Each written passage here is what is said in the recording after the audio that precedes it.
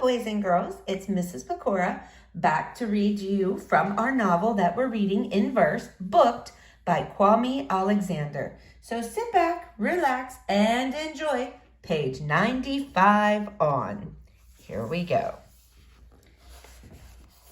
Text from Mom. Oh, sorry, boys and girls. Don't know why this is so jiggly. My dear Nikki, I'm assuming you've been eaten by a black mamba or pummeled to shreds by a stampede of Mammoth Shire sports horses. Since you haven't returned a single text of mine. Love, Mom. Text to Mom. Hey, Mom, why'd you bail? Sorry, I didn't call you back. I've been feeling a little hoarse. I gotta trot off. Soccer match today. Giddy up. Jackpot. Miss Quattlebaum finally pairs you with April for the waltz, which is sensational. And 1, 2, 3, because the right hand must guide the small of Milady's back, 2, 2, 3, across the glossy hardwood, while the lucky left, 3, 2, 3, gets to hold her hand. Twirl her out, 4, 2, 3, spin her in, pull her close, nose to nose, for the longest, most awesome 6 seconds ever, during which you quietly wish that the German dancer who invented the waltz had included a kiss. Insomnia. You make a sleep mask out of one of your dad's ties. You try counting sheep backwards. You even pick up the book about Pele that the Mac made you take. Nothing works. So you lie there, staring at the ceiling, remembering those 6 seconds with April and the past 6 days without Mom. Standing in the lunch line. Kobe says, just ask your dad to take us to school. Dang. Trust me, you don't want that. He's got logorrhea, you answer. That sounds disgusting. It is. Hey, Nick, there's April. Go for it. Nah, I'm good. Dean and Dawn aren't even around. Stop being scared. I'm not. I just don't feel like it today. Hey, April, he screams, then ducks. She turns and looks at me. Logorrhea, noun, an excessive use of words. If I had $1 million, I'd invest all my money to cure this disease. Big trouble. You walk up to April, scared straight. When's your next game? She asks. You swallow your gum and string together a few coherent words. We play on Saturday at the community center. If you had more than $3 in your pocket, maybe you could buy her a cookie or an ice cream sandwich. Instead, you stand there frozen. I'm coming with Charlene and my cousin. Score a goal for me, she says, then shoots a smile. That sends you to Jupiter long enough for Dawn to accidentally knock the tray out of your hands and bring you back to Earth. Why'd you do that, Dawn? April snaps as you pick up the food. Nobody's talking to you, Ape. Shut up, she fires back and gives him a shove, which only makes him laugh more and makes you wanna shut him up. Stand up. Her name's April, you say with a mean scowl. How'd you like it if I called you Daw instead of Dawn? Daw, he says, laughing loud enough to startle a few kids in the lunchroom who weren't paying attention. That don't even make sense. Daw is the origin of the name, you continue. It means simpleton, as in idiot. He stops laughing.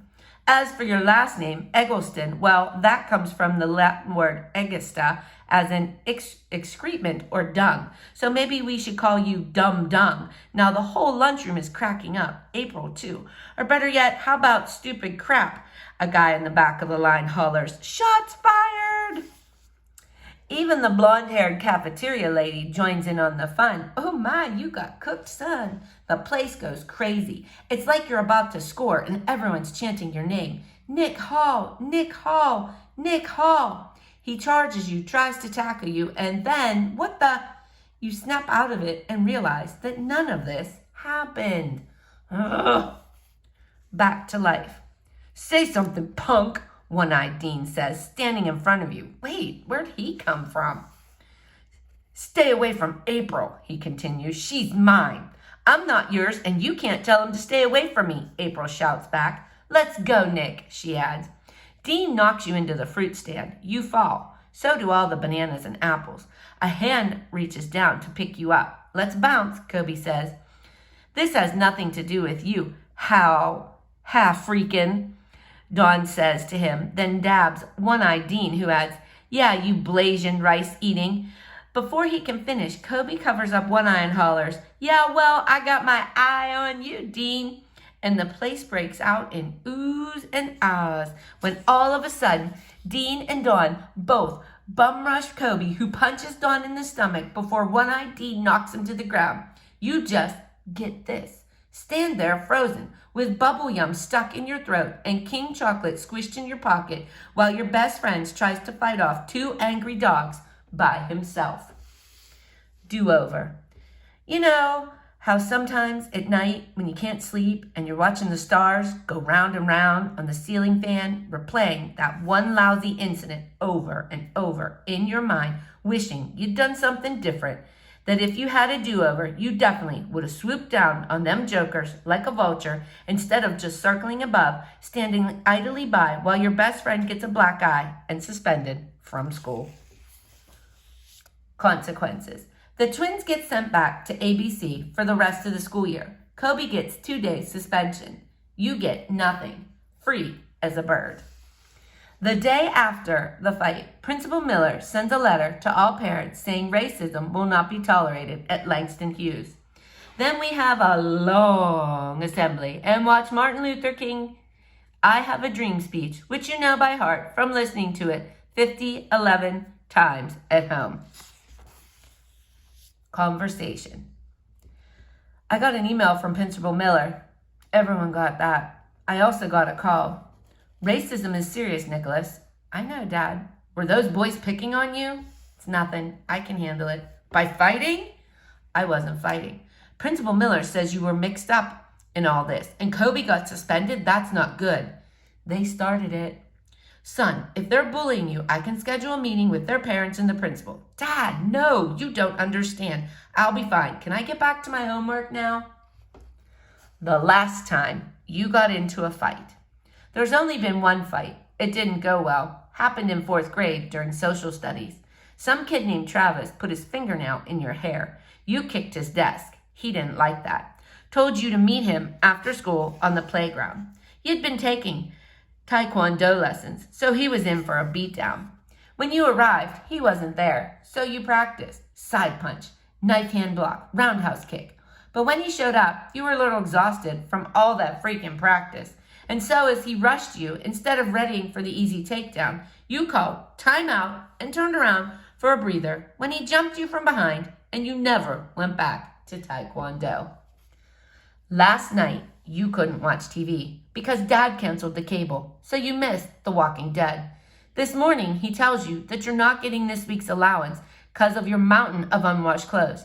And now Ms. Hardwick is reading another boring book in class, and April hasn't smiled at you since the lunchroom brawl. April is lovely, intelligent, magnetic, electric, red hot, easygoing, nice, courageous, elegant. Caught. The intensity on your face is deafening, Nicholas Hall. Huh? What? If only you were concentrating as much on the Watsons Go to Birmingham as you were on that notebook of yours. Care to show us what you've been working on? It must be good because your pencil's been perpendicular for a good part of my class. Come up here and bring your notebook with you. All right, boys and girls, we're going to stop there and stay tuned for tomorrow's installment of our novel.